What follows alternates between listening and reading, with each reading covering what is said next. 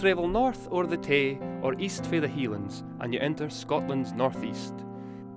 The Hale region fae the crags o' the Cairngorms, down the glens and straths o' the Esk, the Dee, the Don, the Devon, and into the heart o' Aberdeen itself is a unique earth with a rich heritage o' balladry, stories and music, castles, steam circles and distilleries. As you straveg the tunes, villages, streets and wines, you'll hear folk speaking Scots. More specifically, North East Scots. Files kent by bynames sic as the Doric, Mearns, Toonser, Aberdeen and others.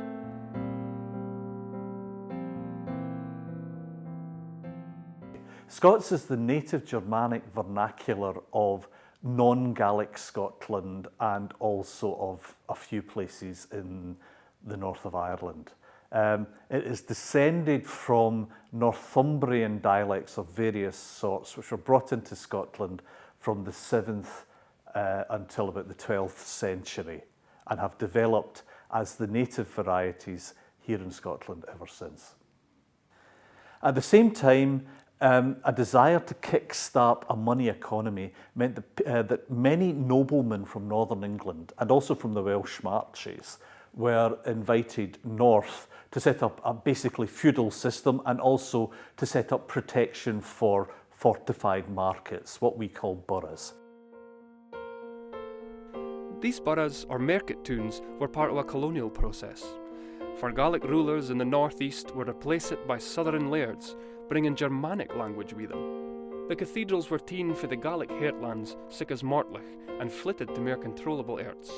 An example is St Macher's Cathedral in Aberdeen. One of the great boroughs was Aberdeen, so it's no surprise that the first serious work we hae in Scots was written here. In the 1300s, at St Macher's Cathedral, John Barber wrote The Bruce, the story of Robert the Bruce, the great Scottish king fa whommelt the English at Bannockburn. In all his lifetime he was in great pain, a great travail, and ne'er would for mischief fail, but drive the thing recht to the end, and tak the vray that God would send. The Stewart period of Scottish history was not one of the happiest, but one thing that you can say about it was that it produced great artists of a variety of sorts. This included a number of the kings, King James I, King James IV, King James V, and Mary, Queen of Scots, all wrote poetry. Mary in French, the others in Scots. Her son James VI was also a writer of considerable ability. Surrounding these people, particularly the Jameses, were a group of artists, poets, musicians who would probably only have shone during that sort of time. James IV's court and James V's court in particular attracted people from all over Europe who were literary artists. But that didn't mean to say that they didn't look at home as well. So when we think of this golden age of Scottish writing, we think of it in terms of a range of people from a range of different parts of central and southern Scotland. Dunbar, we assume, from East Lothian, Henryson from Fife, Kennedy from southern Ayrshire, and so on. Writing in a wide range of styles, from the most ribald and indeed confusingly obscene ways to some of the most beautiful religious poetry, in my view, that has ever been written. And it tends to be the same person doing it. It's really when you get to people in the 16th century, like Gavin Douglas, that they actually make a distinction between what they call Southern and what they call Scottish, a term that was used before for Gaelic. So from that point of view, Scots as a reality, as a national language, probably existed before it was termed such.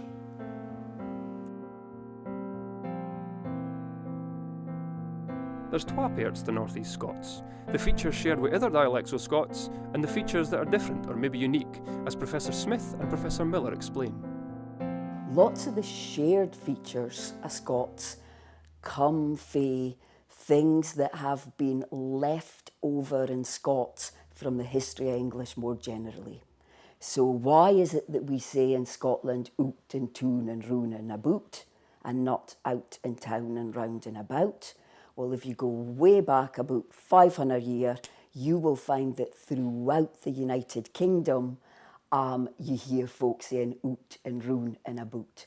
So lots of the shared features we have are Fitwakan linguistics relic features for an older time. So in Scotland, we're further north, we're further away from Athen, we've held on to those particular sounds and structures that have maybe been lost in the rest of the country. So a lot of the shared features comes from this historical angle, the relic features. North East Scots is a dialect of Scots which is difficult to define geographically. It's always difficult to tell when spoken dialects come into being. I suspect that from a very early period here in the North East, elements of what we now think of as the Doric or North East Scots were present.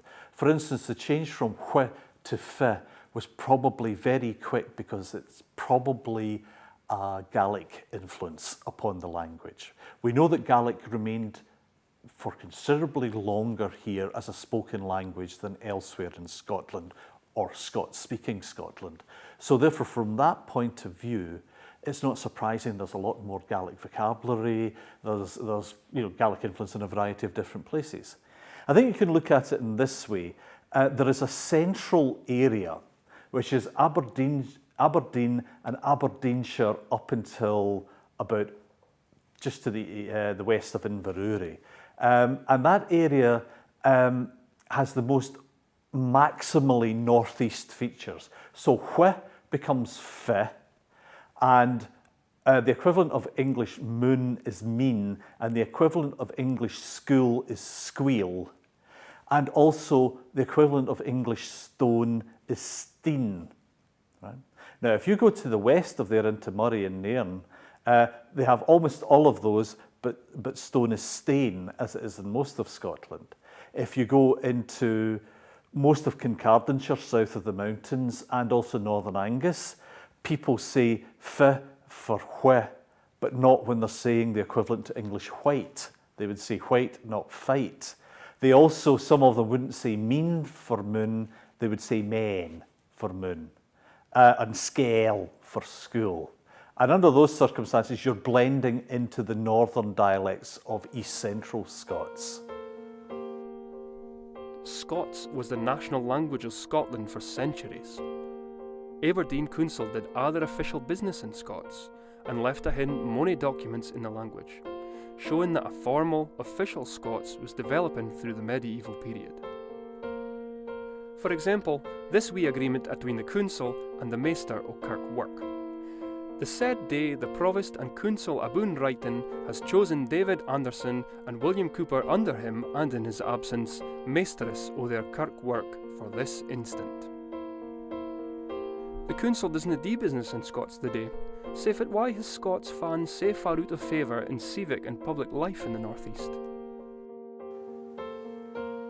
I suppose you can see three primary reasons why Scots ceased to have such a central literary national function within Scotland. The first of these is possibly the Protestant Reformation. It's certainly true to say that God stopped speaking Latin and started speaking English at the Reformation because there was no Scots Bible.